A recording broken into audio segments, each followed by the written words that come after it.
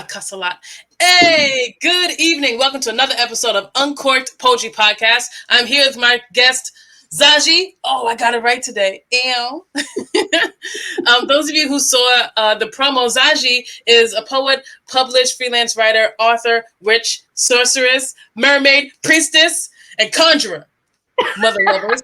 Yes, all of those are very, very interesting, and I cannot wait to dive into this interview. But before I do that, first and foremost, good evening, Zaji. How are you today? I am good. I am very good. Yay. How has your week been so far?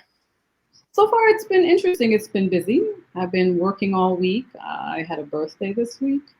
Happy birthday. It's on the 26th, so I'm 1 year younger. Mm-hmm. Yes, you are. That's how that works.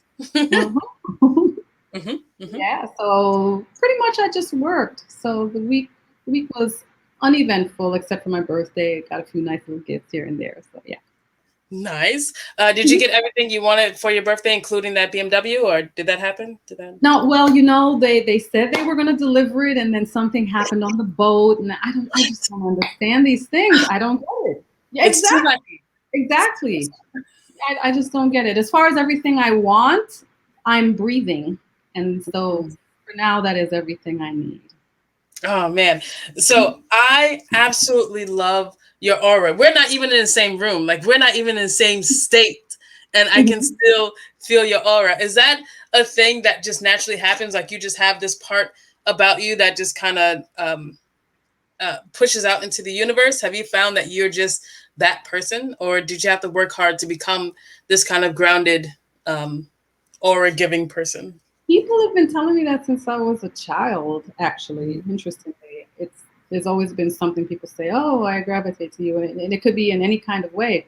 Mm-hmm. And I don't know if it's because of how I see the world, because I actually don't think we're far away from each other. We are in the presence of each other. Mm. You know? Yes. Yes. Yes. So how did you as we grow and as we learn and move about the universe, we all start to do so in our own realities. Mm-hmm. How did you find a reality that works for you? And as a person who's coming up or a person who's trying to find their reality, how would you suggest they go about finding their true self? That's a big question. I'm so sorry. It is a big question. But I think it has to start with one primary ingredient. Be your authentic self. Mm. If you are not your authentic self, you won't find anything and nothing will find you. You'll become a magnet, right? That will either attract or repel depending on your positive and negative charge, right? So you have to create the charge in your life that you want to be so that the things that are not for you will push away and the things that are for you will gravitate to you. Then you don't have to do extra work. Your DNA doesn't have to work like a horse for the right things and people to come to you. So it really starts with you being authentic. And when you're authentic, authenticity to me, it's like pheromones, right? I believe we actually give off scents, like odors. We give off something that others can actually feel, no different than a pheromone. So I think when we're authentic or have any emotion, anger or anything, I think we actually physically give that off and people pick it up and know whether to mess with you or not mess with you. Know whether to be kind to you or unkind to you. And that can only stem from a place of authenticity. I knew it. I mother loving knew it. I'm so glad that we're talking today. I knew it. Freaking knew it. Okay. So before we get into your first poem, I have another question. This is a big question and maybe a small question because you're like wicked enlightened. What does the word brave mean to you? What does that feel like to you? Brave? Mm-hmm. What does the word brave mean to me? I don't know how to answer that because for me, the word doesn't make sense. Mm-hmm. The word doesn't make sense. If I'm just being my authentic self, then I don't have to be anything. I don't have to be brave or not brave. Whatever it is I need exists there for me. Mm-hmm. So there's nothing really for me to be. I mean, brave presupposes that I'm not already that thing, Mm-hmm. right? And I think if we're already a thing, we don't need any words to describe it. So brave doesn't resonate with me. What resonates with me is authenticity. And some people might perceive me speaking my mind as being brave, but I don't perceive it that way. I perceive it like a fish perceives water. It doesn't say, oh, I'm breathing water. It It just just is. is. Right. And for me, when you're authentic, whatever comes from that just is what it is. And so I don't feel as though I'm being brave when I'm speaking. I just perceive it is what it is. Oh, I love that so much. I love that so much. Can we hear one of your amazing poems, please? Right, let me read one. Yay. I had four and couldn't decide which one I wanted to do, but I'm gonna try this one. Okay. This is called Daughters of Tomorrow. I stitched together silk cocoons to wrap you inside disinherited love and long lost wisdom. I darned your breath with mighty voices from the past, so you would cry freedom even before you could walk. I pushed and pushed until your soul birthed monarch wings, big enough to take you around the world so you could see all the things ripped from our still tight fists.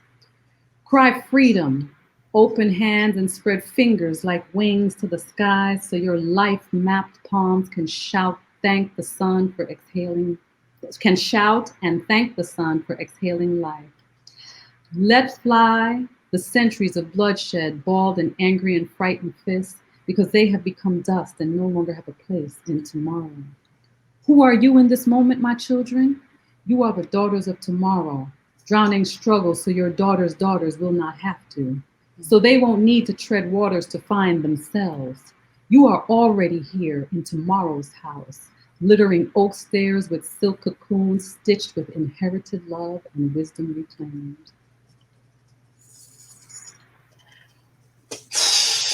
Holy shitballs. Okay. Already here in tomorrow's. Is that what you said? Daughters of tomorrow. And that last part was, oh, you wanted to hear, who are you in this moment, my children? You are the daughters of tomorrow, drowning struggles, so your daughters' daughters will not have to. So they won't need to tread waters to find themselves. You are already here in tomorrow's house. I love that line so much. You are already here in tomorrow's house. I think that is so one, like, representative of change, actual physical, emotional, social, soul change. But also Mm-hmm. I think it's representative of the want for all those things. Mm-hmm. And Mm-hmm. I love that so much. I like the rhythm. The rhythm was really, really cool. But the message behind it, what I took from it was kind of like a congratulations to the children that we have, and also a kind of a push for them to move Mm-hmm. forward. Like, you did a great job, but we still have more work to do. That's what Exactly. it sounded like to me. Yes, yes, yes. I Definitely, love that so much. definitely. Oh man. Okay. Mm, okay. When you get a burst of creativity, what does that feel like to you? Is it like a light bulb or like a flash of genius, or like do you drop everything and run into the other room and find paper? Like, what does a burst of inspiration feel like or look like for you? Exhaling. Exhaling. Mm. Mm. Exhaling. It's exhaling. It's like exhaling life and also like a birth. Mm-hmm. Yeah, that's what it feels like. It's interesting. There's a peace that comes with it. Just the ah moment, like okay, I've done this right. That's how it Like, feels. I know what I need to do now. Like, Yes, yes, exactly.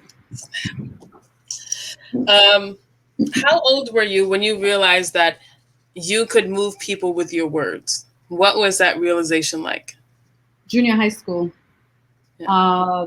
I was writing poetry from junior high school, but then I also participated in storytelling contests. So I memorized an 11-minute story called The Angel. Oh, Lord have mercy. Yeah, 11-minute story called The Angel by Hans Christian Andersen. And I started winning awards for it. I won at just the school level. Then I won at, I forget all the steps, but I made it up to the state level for the storytelling contest. And that day I got sick and I had a cold. So I couldn't project. And so that's what stopped me from going to the next level. But my story was killing it because it's a wonderful story, very touching, very sad. Everybody would cry when I read that story. Well, I didn't read it. 11 minutes, honey. I don't know how I did it, but I memorized 11 minutes verbatim the story. Okay, for those of you who don't perform, it is so incredibly hard to memorize 11 minutes verbatim. I just memorized a poem that ended up being 7 minutes. And that was without stops. And even then, that was challenging. 11 minutes, first of all. Yeah, in junior high school, like, that's nuts. I was so done with junior high school, but you out there, like, putting stuff together, winning championships and stuff. That's really fucking cool. Yeah, so that's when I realized I could move people with stories. At that time, it wasn't my story, but I knew a good story. I knew what a good story looked like, and I picked a story and memorized it and was winning. And I was like, wow, I still have my little award. I'm like, wow, good. I can do this? Okay, let me start writing some of my own. Do you have any storytellers in your life? Has anyone helped you in this journey of telling yours and others? Well, my grandmother and some family members used to tell me stories. In Jamaica, we have things called Anansi stories, and they're about spiders. And there were little funny, quirky stories that were just hilarious. And so throughout my life, I was always hearing these little Nancy stories or just stories through various plays. There's this woman, Miss Lou, that we used to listen to, a Jamaican comedian many years ago. Mm-hmm. And just so many of these things just kind of ripened me for wanting to be able to tell my own stories from my own point of view. I got so entrenched in your awesomeness, I forgot to ask you, hey, where are you from? I'm originally from Jamaica, West Indies. That's where I was born. And I came to America when I was about 10 days away from turning 5 years old on the May 16th. And here I am. Okay, Zaji, I have to share this with you, and I'm sure you won't care, but I have to share anyway.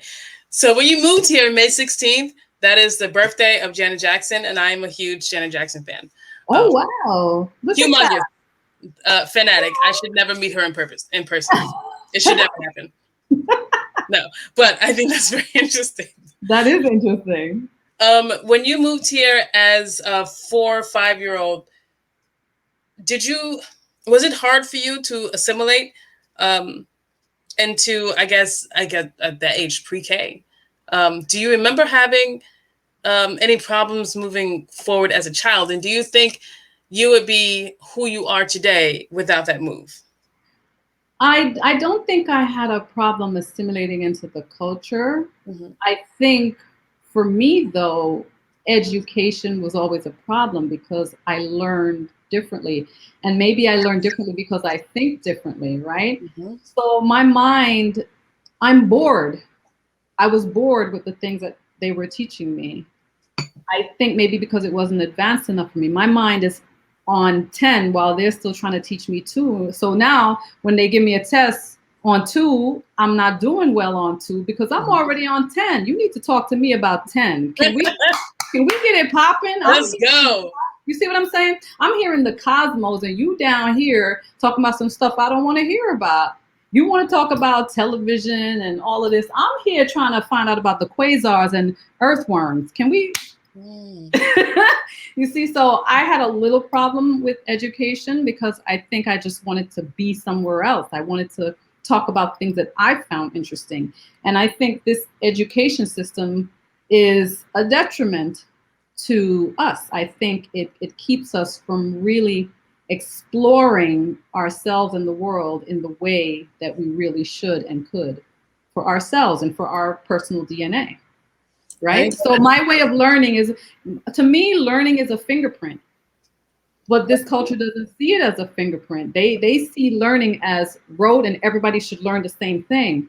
But no, my fingerprint learning, way of learning is different. And every single person's fingerprint is different. And when you teach everyone in the classroom the same way, I think that forces them to conform to in a way that's unhealthy for their psychology and physiology, because it causes stress and adrenaline and things like that, and anxiety, right? So I think if more people started seeing their way of learning like a fingerprint, then we'd realize that each person has to see the world the way they see it. How would we go about implementing that? I find that so interesting because I too learn different.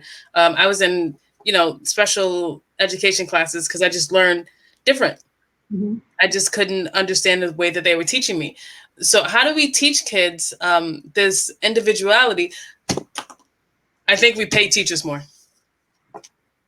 I mean, one way is to pay teachers more, but the other way is to also teach teachers about the different learning styles. Like, for example, one thing that they did implement a long time ago that they need to kind of really push more in the schools is the recognition of the various learning styles, right? I'm talking about a fingerprint, but at least, the very least they did was introduce the 3 learning styles. There are people who are visual learners, auditory learners, and tactile learners. Right? So there's people who learn by touch the best, by doing hands-on. There's some people who learn by reading, and there's some people who learn best by hearing it, listening to it. So at the very least, they recognize that there are different learning styles and where different people are stronger in those things. But I think they need to now take that further and realize that it's more like a fingerprint. And it's even vaster, much more vast than just 3. Yes. Yes. Do you think there's I wouldn't even say it's Americans. It's a worldly thing where we have this obsession with the number 3 or the power 3 or listing things in that order. Do you think it would serve us as a people to broaden how we understand the way that we list things?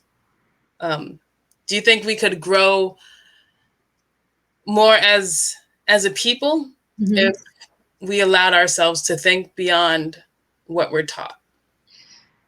Yes. Let me give you an example of why I say that.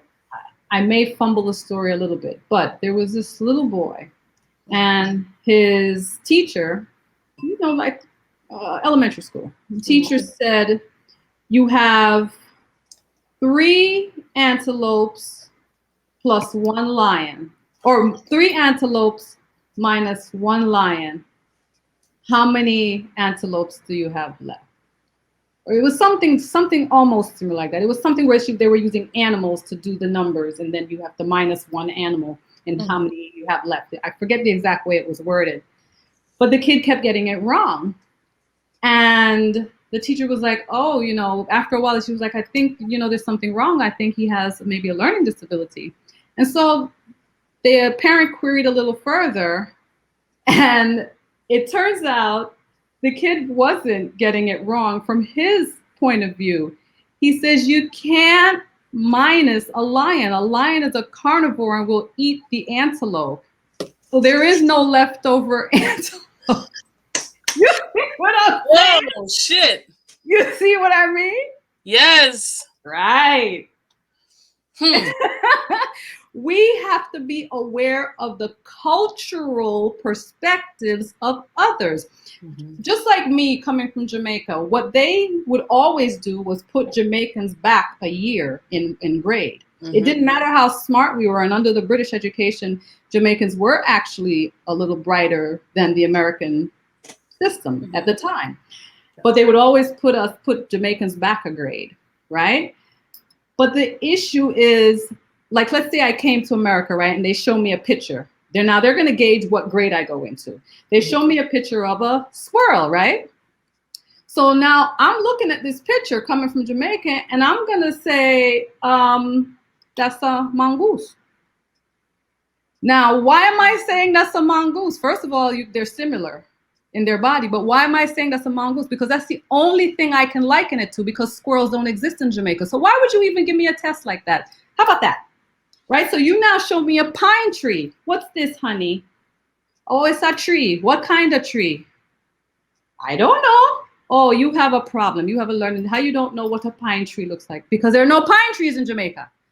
So this is what they would do to us. They would give us tests that are culturally inappropriate, make it look like we're stupid, when in fact, you are not giving us culturally appropriate exams. Right. So that's the problem overall, I think. I think a lot of times we're not only forgetting that we have to think about culture when we're putting things to people, but we also have to think about our learning fingerprint and what we've learned in the household up to that moment of coming into your school, because we had a pattern of learning that we learned from our home. And now I'm coming into this school where your pattern of learning and way of teaching is completely different from mine. And now you want me to see the world the way you see it. It's just not going to happen. It's not going to work that way. It's not going to work that way. Right? Oh my gosh. I have so many more questions. Can we go into another poem and then I will ask you so many more questions? All right. All right. Let's see. Let me try this one here. This one is called War Cry. Yes. I'm going to do War Cry. Okay. My hand slipped beyond my hem over soft rose and lily-dyed pima cotton, finding its way to the underside of that church linen skirt. The chapel bell forgot to ring today. A voice inside warned me to stop, to not give in to the ghost that whispered into my ear, telling me to continue. Go on, she said.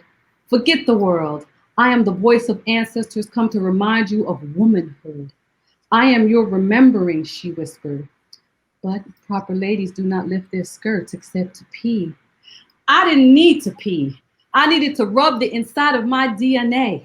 Rub until something inside me was unearthed. Something the microscope could not see. Rub until my moans reached Venus and the women there hiding on the unseen side of a hidden world gathered their ships to journey to Earth, determinedly traveling on the trail of my echoes.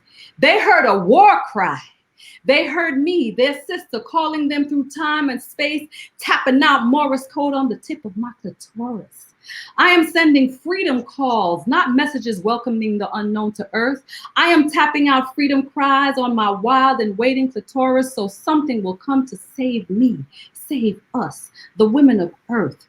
So something will come to hear my war cry, my cry for freedom, my yearning to burn my church skirt, so the gods will know that I am ready to set fire to everything that confines me to what it means to be woman in this place.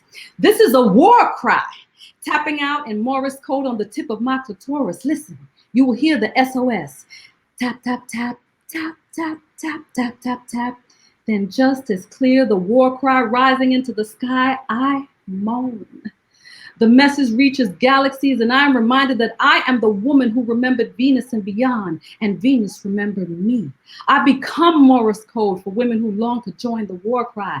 Tap it out, sisters. Tap for freedom and the womanhood that lost itself in a time that threatens to be forgotten.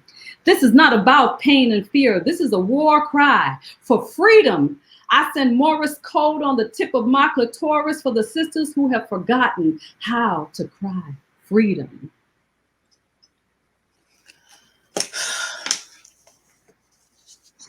Broham. Okay. Okay, listen. Ghosts that whispered in my ear. I find that line so incredibly interesting. Ghosts that whispered in my ear. Can you imagine what a ghost would say in your ear? That's so interesting. I am your remembering. God damn it. Okay. Rub the inside of your DNA. Rub the inside of your DNA. And then when you hit this alliteration, that boy, oh boy, it took me on a journey. Tapping out the Morse code, and then you kept going with that line. That alliteration made me happy on the inside parts. I love alliterations. Love, love, love them. I thought that was great. And then I felt drawn to burn my church skirt. What does that mean to you? Burn my church skirt. Burn my, just let go of all the, how do I say it? Burn my church skirt for me is to really just burn the notions of anything and everything that confines you or confines us to what it means to be a woman on earth. So when I say burn my church skirt, I'm also burning every kind of religious icon, religious symbol, anything that says I'm woman and woman has to behave this way. I'm woman and woman has to stay in this place. Woman has to wrap her face. And a lot of times, women will say, "Oh, well, that's my choice."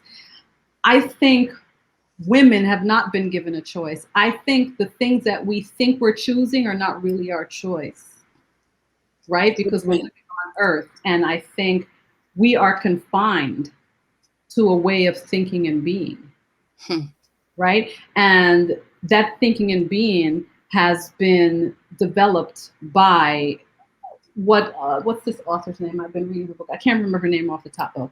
But what this author would call mediocre white men who have been running the culture. And so these are the kinds of ideologies that we've taken on as to what it means to be woman in this culture. And I think if we think about our existence in terms of burning our church skirt, that would mean to burn all ideologies that attach us to what this culture thinks woman should be. Ain't that the truth? What does your writing process involve? How do you sit down and write? Do you write in the daytime, nighttime? Do you need something with you in order to produce any kind of writing? I just let the ghosts come when they come. That is the best fucking answer. Oh my God. I just let the ghosts come when they come. I just let the ghosts come when they come. Whenever you want to come through that wall and roll up in here behind me and move my pen, I'm here. Have you ever found yourself apprehensive or even afraid of not the afterlife, but I guess a ghost or a universe that most people aren't readily in tune with? Are you ever afraid of opening yourself too much to a different realm? No, not in the least. Yeah, because I know because living in this realm and existing in this realm has made me completely unafraid of another realm because I find this realm apprehensible. It's terrifying. I often tell people, if reincarnation exists, I ain't coming back here. And if I find out that I don't have a choice and who assigned me here, I'm gonna beat their ass.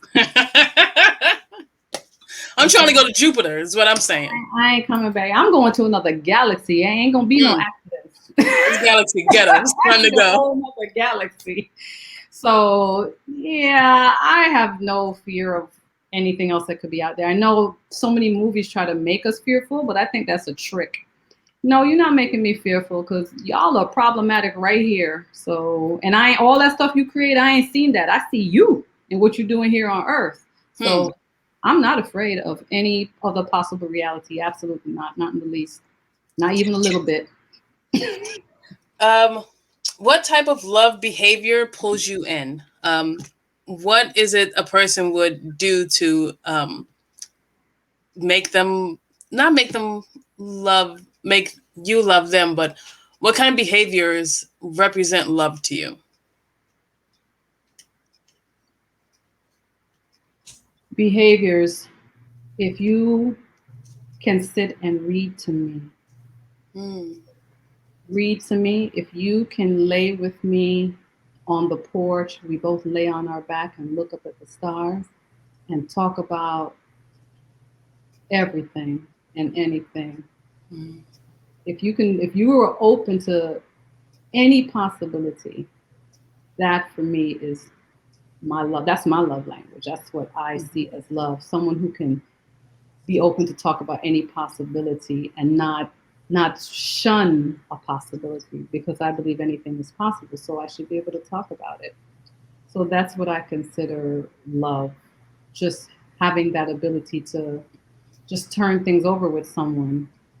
Like, what if we currently live in a parallel universe, and not some other universe out there, but like right in my room right now, a whole family is walking around and living in another vibration. That's so cool. And every now and then I appear to them and they call me a ghost. Yo!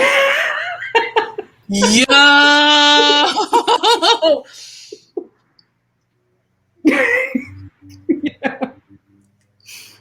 That is so interesting. Like, Yeah. if we are living in this realm and by somehow, some chance, some miraculous whatever, we present ourselves to someone else in another realm, we would be the fucking ghosts. We're their ghosts. Yeah, we're a ghost to them. We materialized for a moment. We were transparent. They're like, well, what was that? But it's because something misaligned and caused our two dimensions to kind of, for a minute, go in flux. And I appeared for a moment, and they're like, whoa, did you see that? It was a woman. Yes, I'm their ghost. Oh my God! What if we are the ghosts to the people in another realm? Yes. We need to drink together. Yep. Yes, yes, we do. Yes, we do. God damn it, that's so cool. Oh my gosh. I had another question, but fuck that question. Do you think that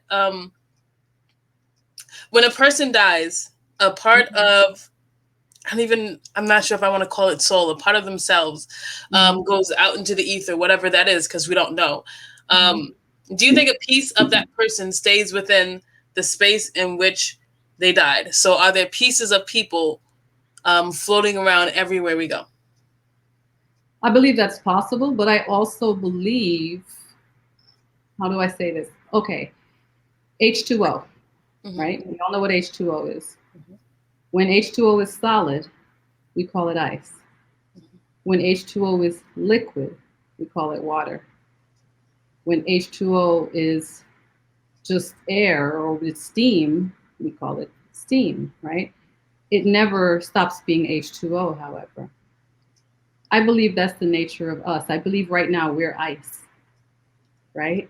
And one day we're going to become water, and then one day steam. But I'll always be Zaji. H2O, replace H2O with Zaji, right? So I am now Zaji as ice, and one day I'll be Zaji as liquid, and one day Zaji as steam. That's so awesome. I think that brings a whole new understanding and kindness and love to those who take the time to ingest it. I think that is really, really cool. Yeah, so I think that is an entire possibility. So in saying that, does water have a confining place? Right? Water wears rock. Water can flow anywhere, right? Steam can flow anywhere, right? It's only ice that sometimes tends to have a confining place. But once I become water and once I become steam, I lose all confinement.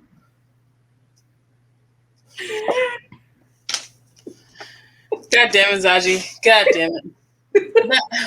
Yes. Yes. It has to be. First of all, this can't be it.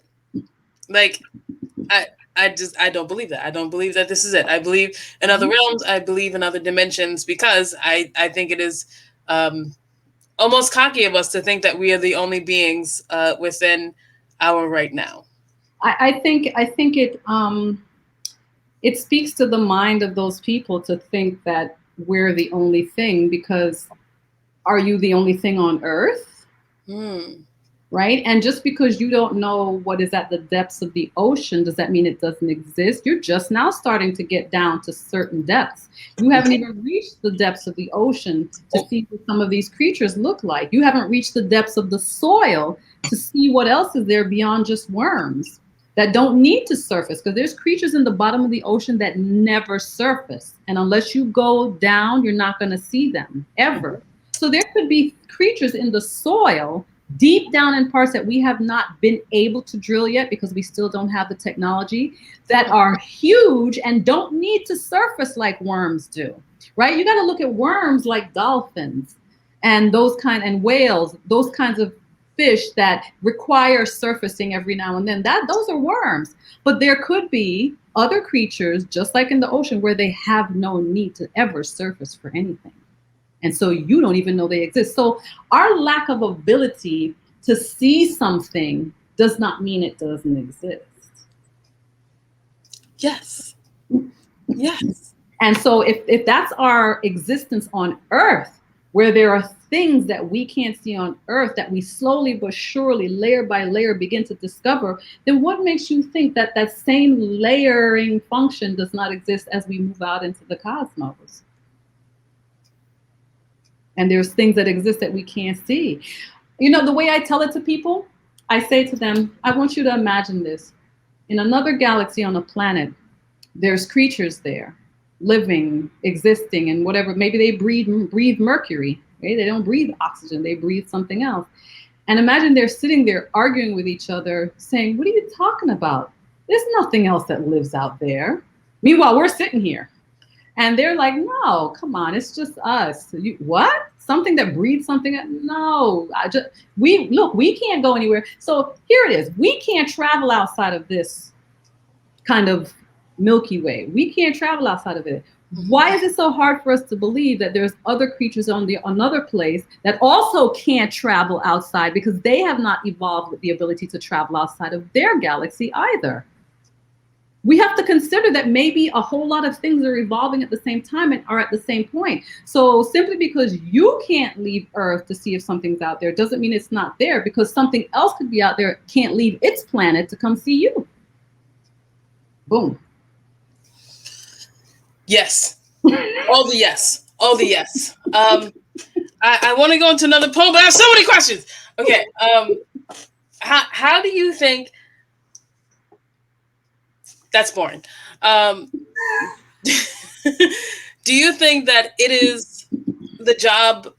Oh, that's better. Okay. Do you think that it is the job of those who are enlightened to, I guess, bring those who are not out of the matrix, so to say? For those who are enlightened and in tune with the universe, is it that sector or that group of people's job to enlighten others? I only have one job. One job: to drop seed. Now, if you decide not to give that seed sun and water, then that's your business. But I'm dropping seed. And after that, it's your responsibility to nurture that seed so that it can grow, right? So it's not my responsibility to so much bring people to the light, but I think it is my responsibility to plant seeds. And I don't have to sit there to see if you wake up. That's not my job. I'm not gonna be like, oh, didn't you get it? No, I planted a seed. What do you mean, Zaji? You think about that. I'll see you. If you don't want to think about it, you don't. But what I find that does happen is you can't erase anything that's said to you. It doesn't matter what is said to you. The example I give is if I'm walking down the street and I say blue to somebody, the color blue, just scream at them, blue, and walk away. They don't know what the hell I was saying or why, but they're never going to forget the fact that some weirdo said blue. And then maybe 10 years down the road, something's going to happen and they're going to be like, oh, you know what? Now I see why that person said blue, because look at what's happening on earth and to me and blah, blah, blah. Now I get it.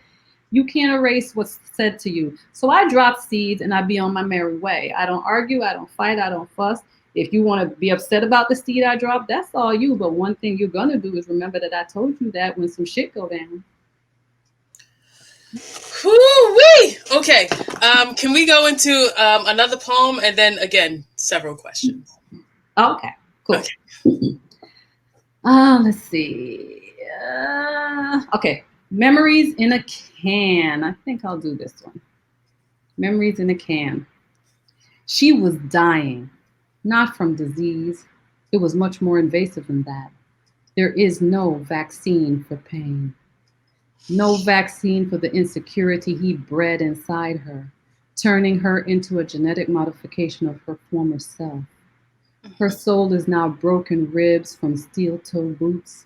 No vaccine for immortal memories she wished would expire. Memories as long as those remembered by ancient gods who watch as their creations die. Centuries old rubble fade to dust with each sunset. Her memories are canned goods created for disasters, made to last until the can is opened, unnaturally preserved life oozing from the cut metal. She was dying by the inch, dying from the fist that blackened her eye 5 years ago, just after he proposed to her, dying from the lover who told her her tits were too small, dying from memories of the child who slipped from her womb, still unmoved by life's promises, dying from the canned love preserved in salt and bitterness. There is no vaccine for betrayal. No vaccine to heal the cut wrist she sees. No, to heal the cut wrist. She sees the sun rise tomorrow, but life is only memories in a can preserved for the dying soul.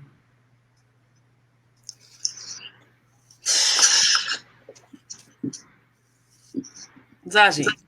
Yes, ma'am. Bro. Yes, ma'am. Holy shitballs. Okay. No vaccine for pain. Not only is that like apropos for right the fuck now, but I think in any generation after like the 1940s can truly understand and feel what it means to need for vaccines, right? Mm-hmm. And then there's no vaccine for pain. I think that line is genius. Absolutely genius. I love that. Her memories are canned goods. Her memories are canned goods. Mm-hmm. They're supposed to last forever. Oh my gosh. Dying by the inch. I felt that on several different levels. Dying by the inch, which just seems so painful and slow. Mm-hmm, mm-hmm. You know? Yeah. And then when you're talking about the stillborn child, mm-hmm. You said still unmoved by life's promises. I've never lost a child, but I would only guess that line is the closest to understanding what it's like to let go of a piece of yourself mm-hmm. without your wanting. Right. I absolutely love that poem. Absolutely love it. It is heart-wrenching and beautiful and kind and informative and hard and important. Mm-hmm. I love that poem. That was amazing. Mm-hmm. Holy shit tard. Okay, like I said, I cuss a lot. Well, I just want to say for everyone watching and everyone who's going to listen to the podcast that at one point I usually talk to the artist before we go live, and you and I were talking, and you're talking about the need to not govern how other people live their lives, although you demand and those who you have a certain way of living your life, mm-hmm. but you don't demand that others join this reality with you. Right. And I think that's really important. Can we talk about that for a little bit? Yeah, and I can speak to the example I gave you. For me, it's no different than, you know, if a white person called me nigger, right? Mm-hmm. I don't care. I don't care. But what I find with people, because of ego and because of narcissism, when someone hears you say that, they hear, does that mean you don't want me to beat that ass if he called me nigger, or you don't want me to tell him not to call? No, that's not what I'm saying. I'm not going to govern what you do. Like, if I don't care if he calls me nigger and you care and you beat his ass, I'm actually going to cheer you on and be like, whoop that ass. Whoop that ass. But I don't care if he calls me nigger because I care about him touching me. Don't fucking touch me. That's what I care about. Mm-hmm. And I'm not going to tell anyone that they have to only care about what I care about. If you want to beat his ass, beat him. I'll stand. You gonna touch his hands. Put your boot print in that neck. I would cheer you on. Straight up, you're gonna catch his hands. Don't do it to yourself.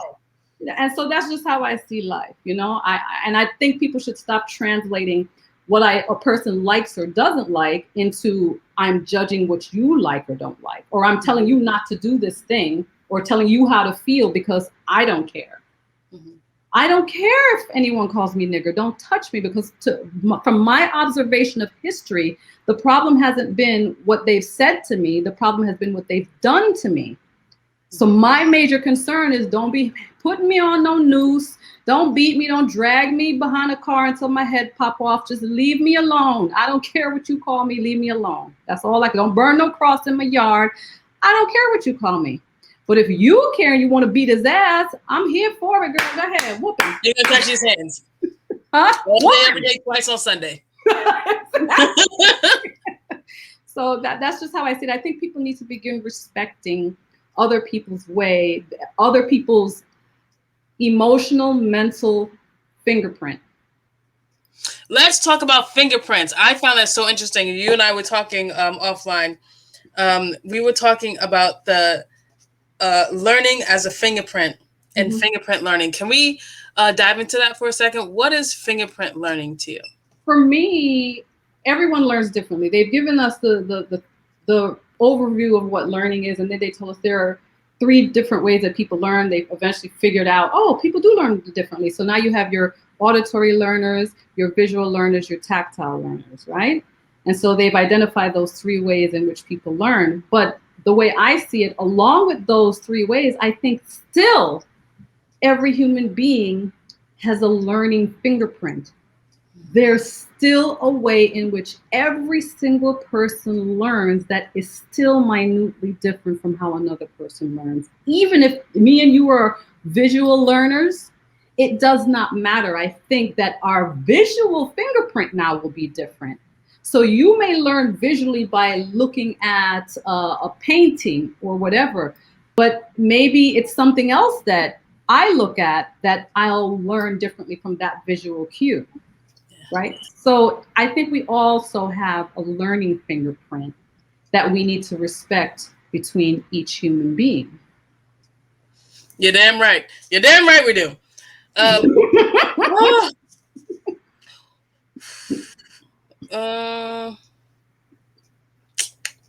That's boring. Oh, that's fun. Okay. Where does your feeling of grounding come from? Where's your peace located? Where is my peace located? My peace is in the corridors of my mind. Oh, God damn it. Yeah. What does that mean to you? That means that there's so many things around me that this culture has created that don't interest me. Mm-hmm. And I find that the place I find the most peace is in my mind, in the world that I create in my mind, the world that I imagine could be if humans followed their own fingerprint. Right? So that's what and not force everyone into their fingerprint. You know, like everyone wants everyone to be the same, uniform. Like some religions, you have to wear the same clothes, like the Amish. I think that's disruptive to each human's fingerprint. I don't tell them they should stop. That's your business. I really don't care. But I just think that we disrupt collectively our peace when we start to conform to a way of being that someone else has forced on us and made us feel as though, oh no, you gotta do that. You gotta do that, or else. If you don't do that, God is gonna punish you. So we find ways to scare each other outside of acting in our authenticity. Where do you get your strength from? Is there a place that you go to replenish after a hard day? How do you get your strength back from the universe? I visit daily. Sometimes I'll call up and make appointments with silence, and With who? Silence. I schedule appointments with silence. I was like, who's Silence? Like, how do we get an appointment? Silence. That's where I go to replenish. I sit in a space of silence and just introspection. So that's how I replenish. I just be still. I'm still. Yeah, I don't know if I can do that. I would try my best. It is so hard for me to just like stop. I'm so used to being, I like to be busy. I enjoy being busy. Have you found that to be a thing of your past or your present? And if so, how have you moved past it? Being busy? Yeah. Well, the need to be busy. The need or want to be busy. Oh, I don't have a need to be busy at all because I think life and existence is busy enough. So I don't have any need to be busy. What I have a need to be is to be left alone. That's my leave me alone so I don't gotta be busy. The only busy I want to be is climbing a mango tree, son. That's all I want. I just want to climb a mango tree and sit on the water and eat my mango and write a story in the sand. I don't. That's what I want. Write a poem in the sand, or just like long ago, people would carve animals and people on cave walls. Well, I want to write a poem on a cave wall. How about that? Oh, that'd be so fun. God damn it, that'd be so cool. All right, 2 more questions and then we're going to get up out of here. I just asked you that question, just a weird way. Oh, okay. How do you think selflessness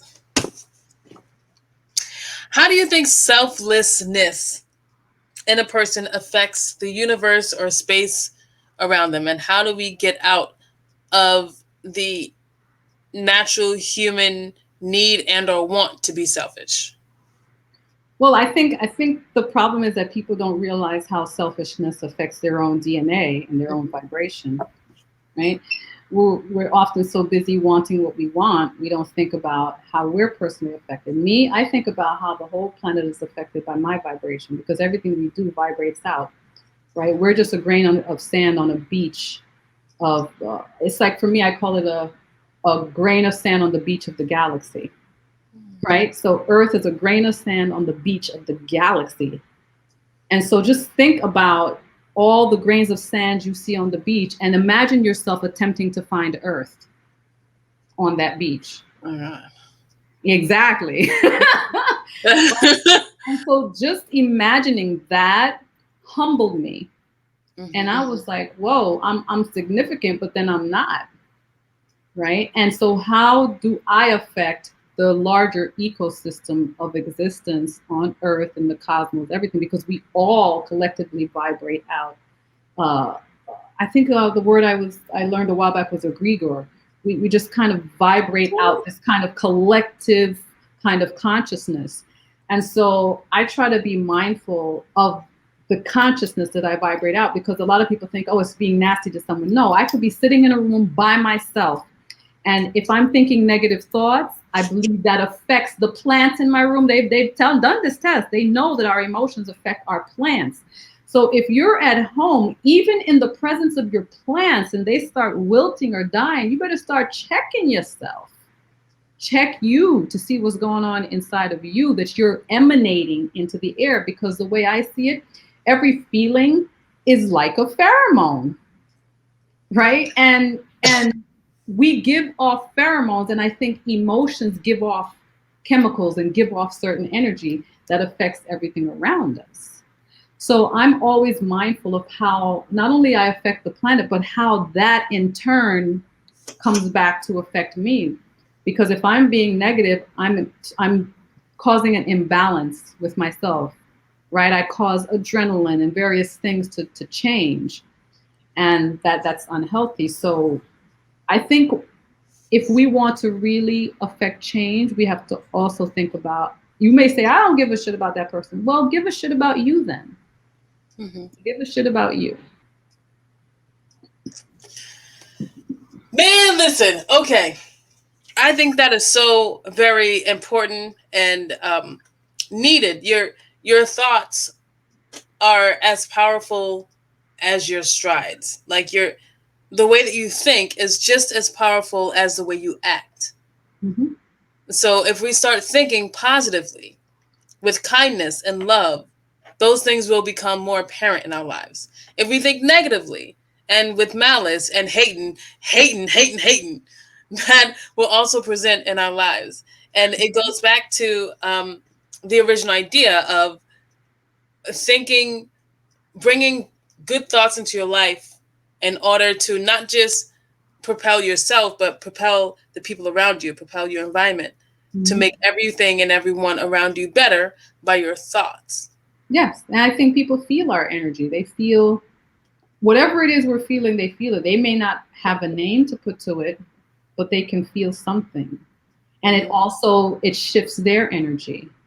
I mean, just think about it in your household. If a mother or a father is upset, how do the kids react? Mm. Right? We run around the world thinking, oh, I don't care what this person is. I'm not affecting that person. Well, in your household, how do your kids react? Do they not feel your energy? Won't your kid walk up to you? You haven't told them nothing. You haven't said a word. Mommy, are you okay? Mommy, you're going to be all right? They know. And so why do we think as adults that other adults aren't feeling that too? Man, yes. Before we go, can we talk a little bit about human eyes and soul eyes? Mm-hmm. How do you look at not just your environment, but the universe around you with more than just your human eyes? How do you see everything around you? Wow. How do I see it? It's hard to describe because there's no language for it. Sorry, that's just cool as shit. Yeah, there's no real, there's some things that don't have language. They just are. When I look at a plant, I see a being, I see a person. I see an entity that feels and thinks and has families and babies and, emotion, all of it. That's what I see when I look at a plant. When I look at a rock, I see an ancient being that houses the memories of everything that has ever happened on this planet, because the rocks were here first. Before the plants, before anything, before animals, the rocks were here. The rocks were here. Before water, look at the moon. People say there was once water on the moon. Now it's just rocks, right? The rocks are here and they house the memory of the entire planet. The rocks are the true storytellers if we listen. Right? God damn it. Yeah. They will tell you the story of Earth. And so that's how I see. That's just two examples of how I see the world, which is not through human eyes. I'm looking through soul eyes, because I don't really hear many people talking about the rocks as living, breathing species, entities that have memory. Like the rocks are like an old gray doctor from the village, old gray elder from the village walking around on a cane. Those are the rocks. And they know the entire story of the village of Earth. Okay. Uh,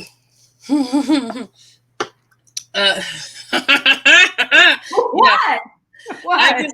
I find you so incredibly interesting. I could talk to you for absolutely hours, and I would love to just like sit down with a like a pitcher of cheap beer because I'm frugal, and just talk about the universe. I don't be spending money like that. I don't like that shit. But yes. So my last question to you before we get out of here, and everyone, please go to her website, which is Zaji. I wrote it down. Oh, Zaji.com. Zaji.com. Zaji.com. Thezaji. Make sure you go check that out. Dropping some crazy wisdom. I guess my last question to you is, when did you know that you were different?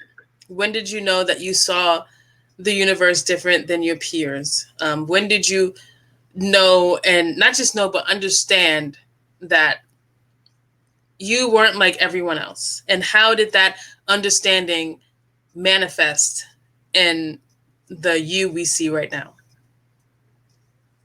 I have memories from 3 years old in Jamaica, but I also have a memory of a time before that. I can't tell you if it was the womb or something else, but it was just a time of darkness. I was in a dark space, and in that, and I'm using dark in human terms, but it's in spiritual terms, it was what we would call dark, but I could see everything clearly.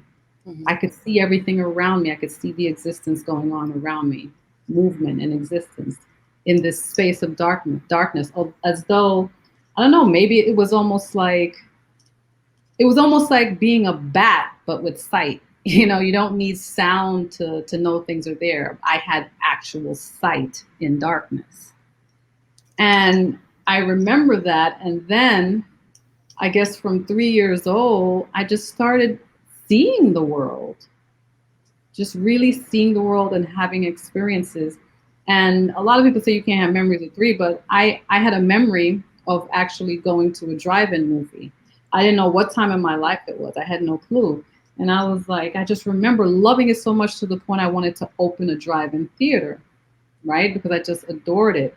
And then one day, just about 8-9 years ago, I was talking to my father, and I was like, oh man, I just remember this. We were talking about a bunch of stuff, and it just came up, and I was like, oh yeah, I remember going to a drive-in movie. I love it so much. I wish I could open a drive-in theater. And he was like, what did you say? I said, yeah, I remember going to a drive-in movie. I said, but I don't know where. I said, maybe I dreamed it. I don't know. He said, I took you to a drive-in movie when you were a child. He said, but that's not possible. You were only like 3. Okay. So, possible. Yeah. So I've just always I've always been aware and alert to just seeing existence a little differently than others, and just seeing things that others don't readily see. And sometimes when I say it, then they're like, wow, it's like, that was so obvious. How come I never put word to it, put language to it? And so, yeah, I've just always been that way as long as I can remember. That's really freaking cool. Really freaking cool. All right, you guys, make sure you follow Zaji at thezaji.com. Are there any upcoming events or anything you want to plug? Nope, nothing right now. Nothing. All right. Make sure you check out that website. Support Black artists, support all artists, and please, whatever she is selling on her website, please go purchase it. Otherwise, I don't really have an otherwise, but I'd like you to go do that. We would all like you to go do that. All right, y'all. Have a wonderful night. Remember, hurt people, so keep an eye on your pain. Stay safe. Godspeed. We'll see you next week. Deuces. Thank you so much, I guess. Zaji! I feel like I said it like Zaji!